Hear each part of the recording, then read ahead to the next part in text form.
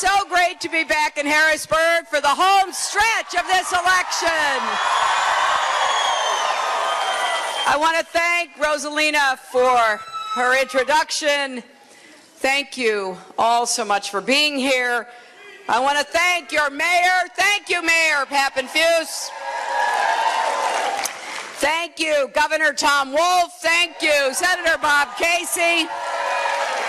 All the other elected officials and all of the people of Harrisburg and the larger area who want to see us win in November.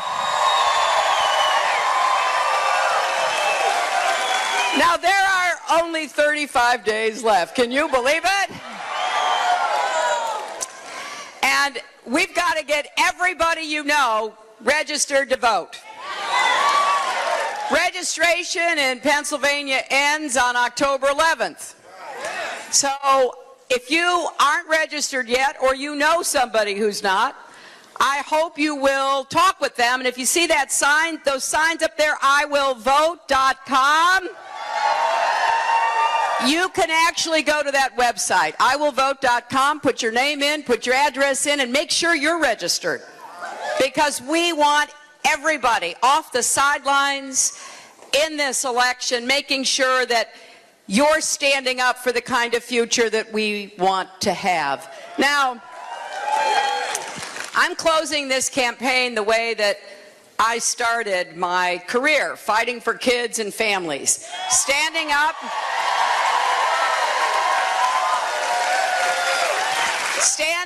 for fairness and opportunity, for justice, equality, taking on all those kitchen table issues that keep people up at night.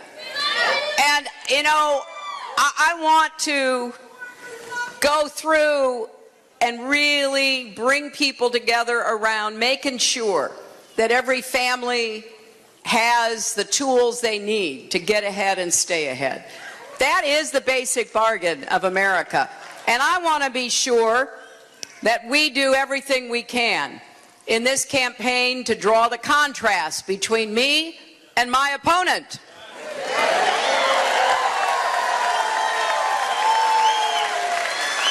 I don't think you could have two more different people asking for your vote.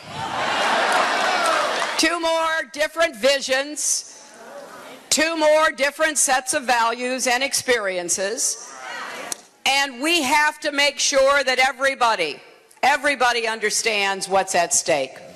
Now, yesterday in Ohio, I laid out an aggressive agenda for taking on the kind of corporate fraud and abuse that we've seen from Wells Fargo and other corporations.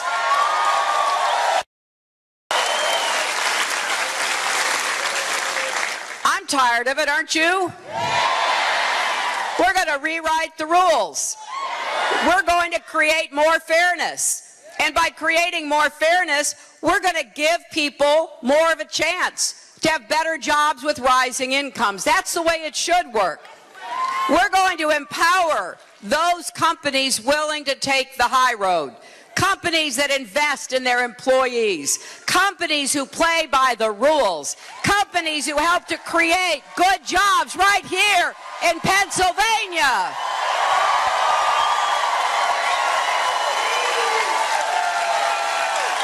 But for the others, we're going to hold them accountable. And that's a big difference in this election. You know, when we found out about how Wells Fargo was bullying employees to take advantage of customers, to put them into accounts that a lot of the customers didn't even know about, in order to extract fees that would go to their bottom line so they could end up with bigger bonuses. When we found out about that, luckily, we have a new watchdog agency in Washington, the Consumer Financial Protection Bureau. And you know who's responsible for that? Senator Elizabeth Warren is responsible.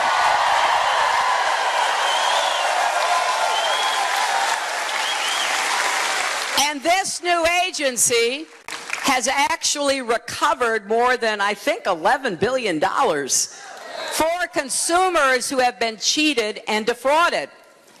So they were on the job, and they've gone after Wells Fargo. So some of those thousands of customers, we hope, will actually get their money back and will be made whole. And this is one of the agencies Donald Trump wants to eliminate.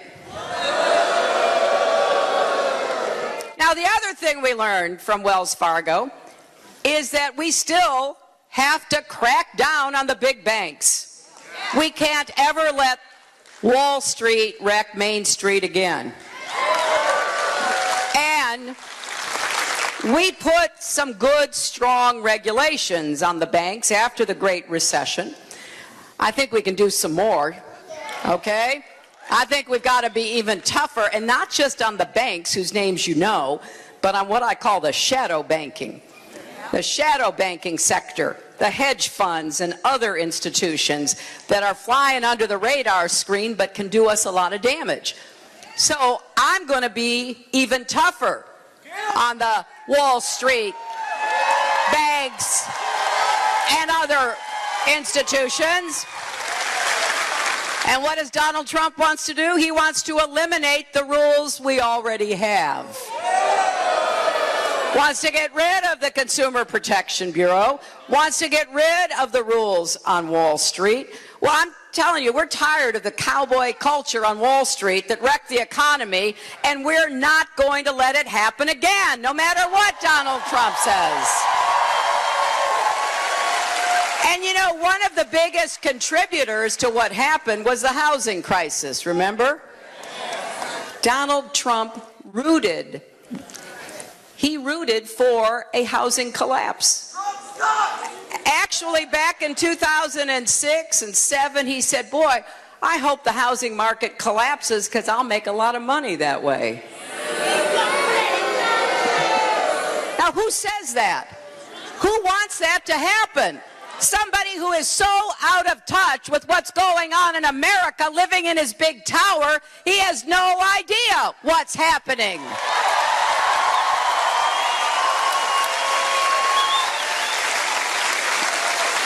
And you know, I'm tired of American companies shipping jobs overseas. So we're going to make them give back any tax breaks they've ever gotten. If they want to move jobs out of America, they're going to have to pay an exit tax if they think that's what they want to do. But again, Donald Trump sees it differently. He actually outsourced jobs to 12 different countries.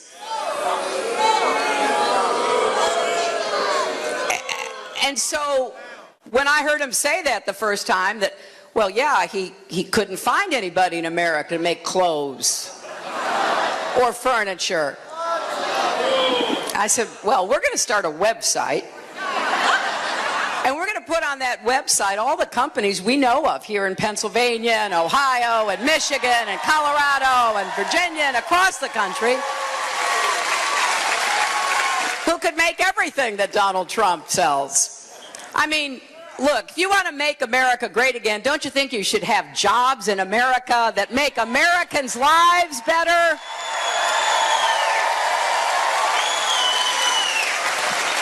But this is the pattern with Donald Trump.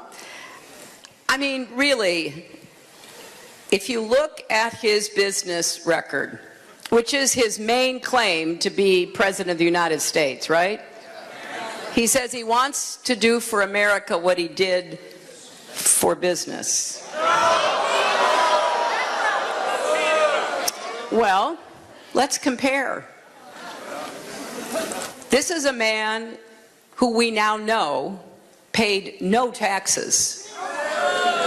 That's what we suspected, but until some of his tax returns were made public, we couldn't prove it. And he claimed that he lost $1 billion in the casino business.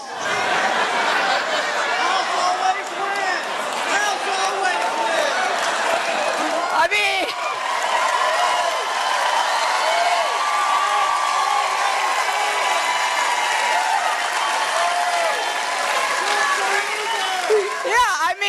gentleman down here is yelling, the House always wins.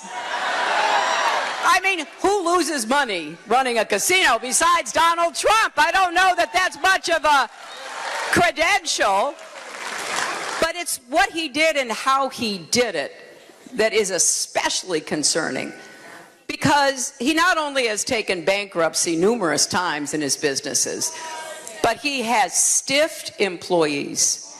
I'm talking painters and plumbers and dishwashers. He has refused to pay small businesses that had a contract with him.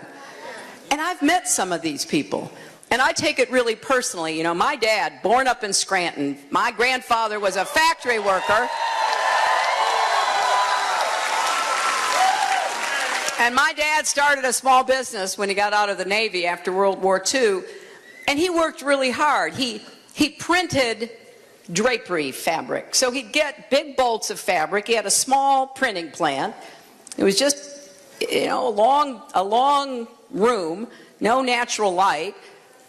And he would take the fabric and he'd roll it out on the table, and then he would take a silk screen. You ever seen a silk screen? He would take a silk screen. He'd start at one end of the table, he'd put it down, he'd pour the paint in, he'd take the squeegee, he'd go across, he'd lift it up, he'd go all the way down to the end of one table, then he'd cross over to the second table, and if he needed to add a second color, he would do the same. And then when he finished, he would load the fabric up in his car, and he would take it to the customer who had ordered it. He worked hard. I helped him out from time to time, and he made a good middle-class life for my family. And I'll tell you what, I am just so grateful he never got a contract from Donald Trump, because I don't know what we would have done.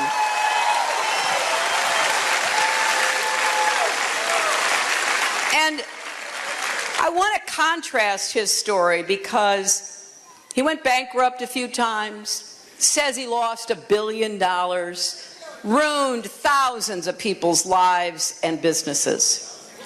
I want to contrast his business history with the history of your governor, Tom Wolf. And I'll tell you what, Tom Wolf, his family started a business, the Wolf Organization. They worked really hard. Then he and his cousins took it over. And then eventually they sold out. And Tom went into government. And then he learned that the business that had been at the heart of his family was on the verge of bankruptcy under the new owners. Now, he didn't have any continuing responsibility.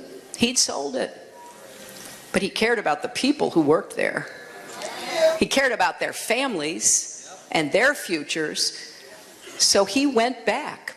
He went back to make sure that company did not go into bankruptcy and that the workers and the community were not going to be hurt. So there are different experiences in business. People who work hard, like my dad. People who are part of a great family business and still feel an obligation to the employees who made it successful. Those are the kinds of businesses we want in America, and we want to lift them up and give them the opportunity to be as successful as possible. But we're not going to let companies that outsource jobs, companies that take bankruptcy, companies that strip employees of their rights, their pensions, go to a low-wage economy. We're not going to stand by and watch that happen.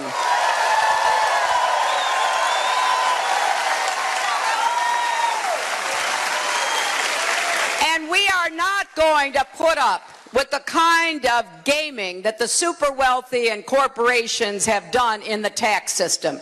We are going to raise taxes on the wealthy and close loopholes for corporations to make investments in growing our economy.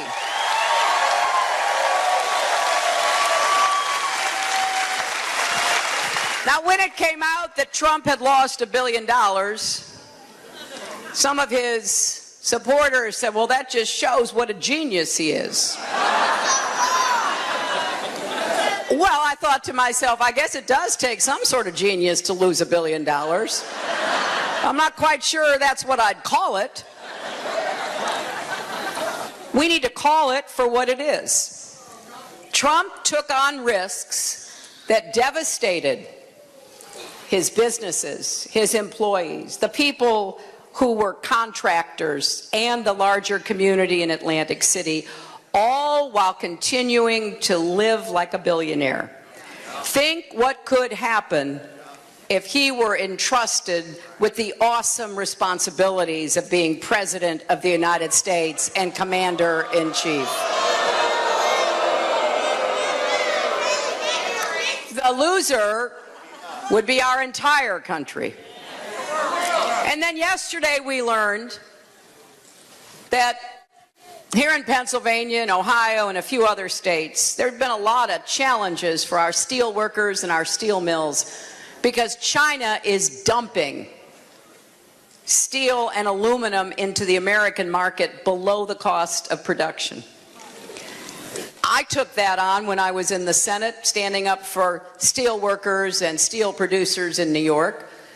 I will take that on as your president. I am sick of people taking advantage of our markets, our consumers, our businesses. We're going to ramp up enforcement. We're going to throw the book at China and anyone else who does that. But just yesterday, a story came out suggesting that for all his tough talk, and I've listened to it, he's traveled across Pennsylvania, a place that I spent a lot of time in because we went to Scranton every single summer and lots of holidays. And my dad and my brother went to Penn State, and we have loved coming to this state.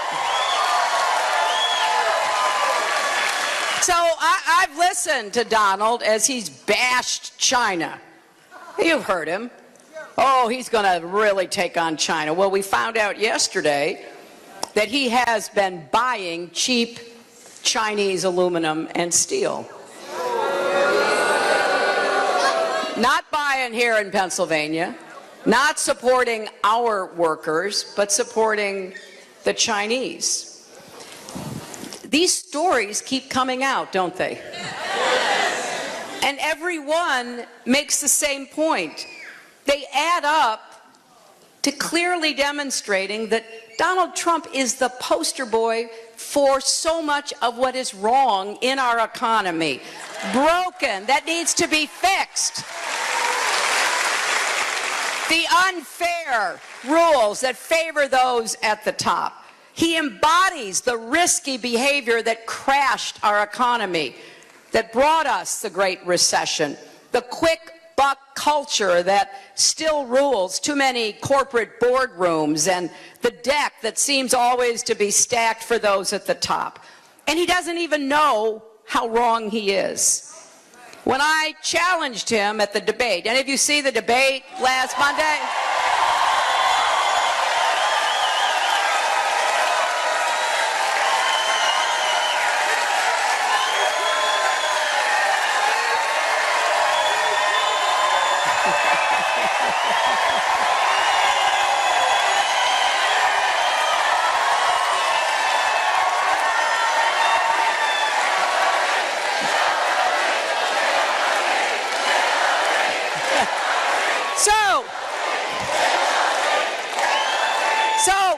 You saw it when I suggested that one of the reasons he didn't want to reveal his tax returns is because he might not have paid any taxes, right? And when I pointed that out, he basically said, well, that made him smart. Well, think about it this way. That makes all the rest of us dumb. We've done our duty. You can go look at 40 years of tax returns from my husband and me, and everybody else for the last 40 years who's been a candidate for president. Only Donald Trump has refused to release his tax returns. And if I'm so fortunate enough as to be your president, we're going to pass a law that if you're a presidential nominee, you're going to have to release your tax returns.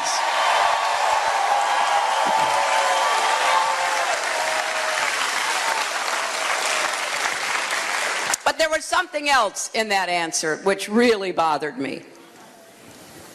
He thinks it's smart to give 0 to our military, 0 to our vets, 0 to health and education. Can you imagine? I mean, he's called our military a disaster. He knows nothing about the sacrifice and service of the men and women who wear the uniform of our country.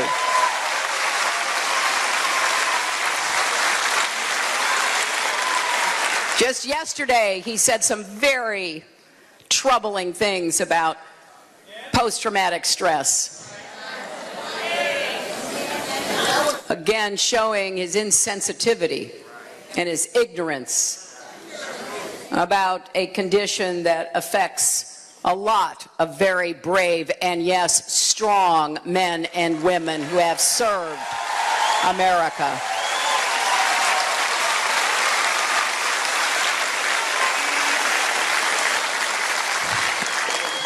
It's a little difficult even coming up with answers to everything he says, because every day it's something else, which shows without a doubt that he is unqualified and unfit to be president and commander-in-chief of our country.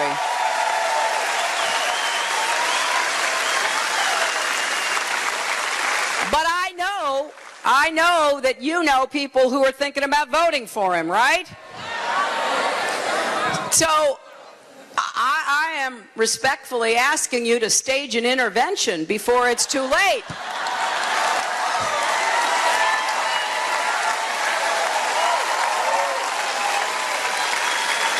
No matter what the person you know cares about, you can go directly to the internet and you can show your friend that probably Trump is absolutely on the other side, or what he said is not accurate, or that he is stirring up so much vitriol. He is setting Americans against each other. You know, there are 3 big challenges for the next president. We got to get the economy working for everybody, not just those at the top. And I have a set of plans to do that. And I am confident we're going to make that happen with new jobs and rising incomes. We're going to make it fairer, too, because we've got to make sure the rewards of the economy reach everybody, not just the privileged few, and that everybody feels that they're getting ahead and staying ahead. Now, part of that is a lot of the other issues that I've been talking about. Tim Kaine and I actually put a book out. It's called Stronger Together. And we laid out what we want to do to make college affordable and help you pay down your student debt and raise the minimum wage and guarantee equal pay for women's work.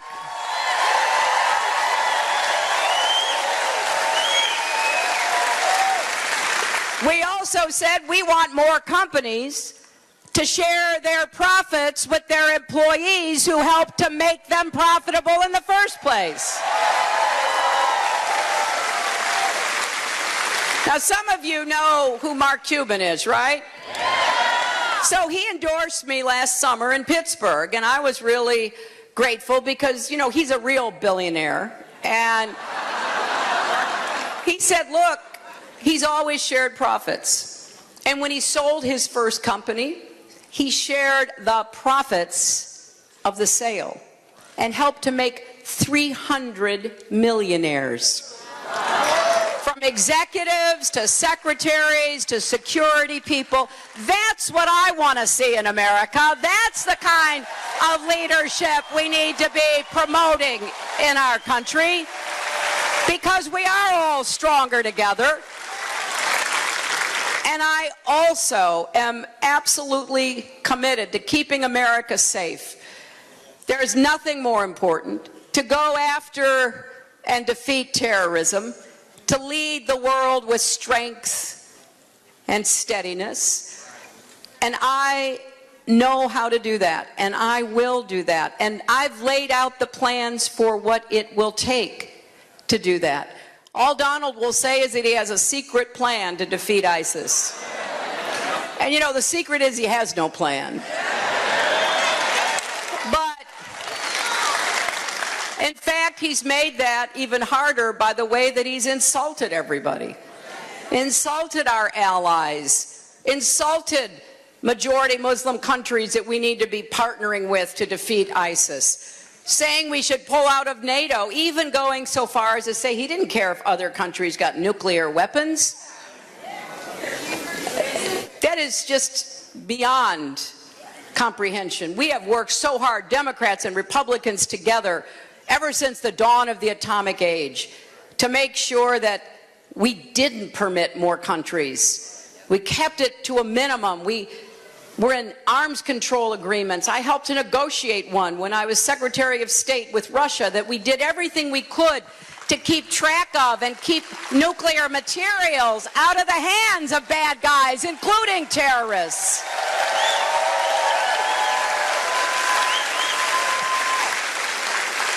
And then, of course, we've got to do more to bring our country together after this election. We can't permit the kind of hateful rhetoric that we've seen too much of.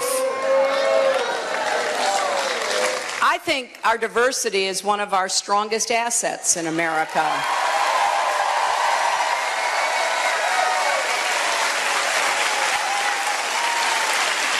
And I will do everything I can to bring people together. That's what I did as First Lady, as a Senator, as Secretary of State, trying to find common ground. You know, that's how I helped to create the Children's Health Insurance Program with Republicans and Democrats that takes care of 8 million kids. It's how I worked with a Republican mayor, a Republican governor, a Republican president after 9/11 to rebuild New York. I worked with practically every Republican that I served with in the Senate. And I am really looking forward to working again with Senator Bob Casey, and please send Katie McGinty to join him in Washington.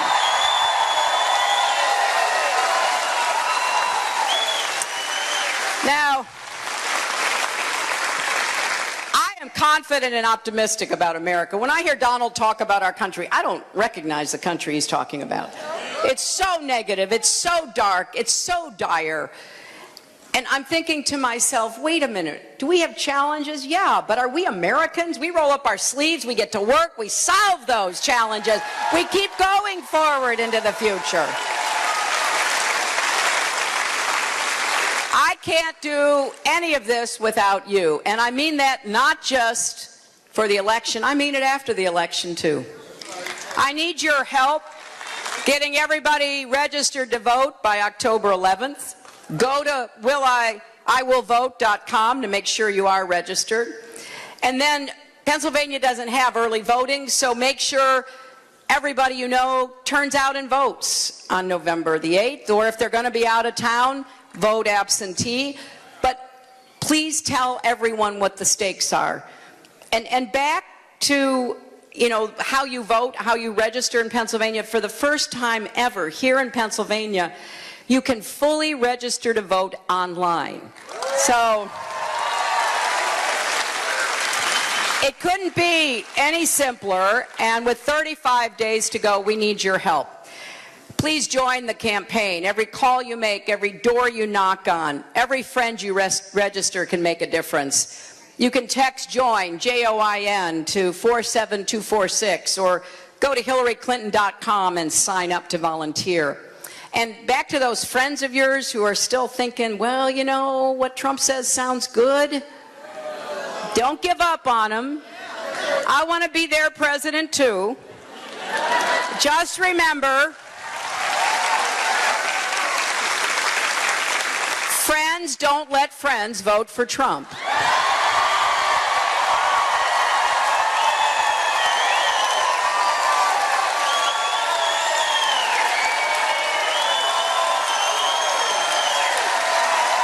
Let's go out, Harrisburg. Let's win Pennsylvania. Let's have a great victory on November 8th. Thank you all, and God bless you.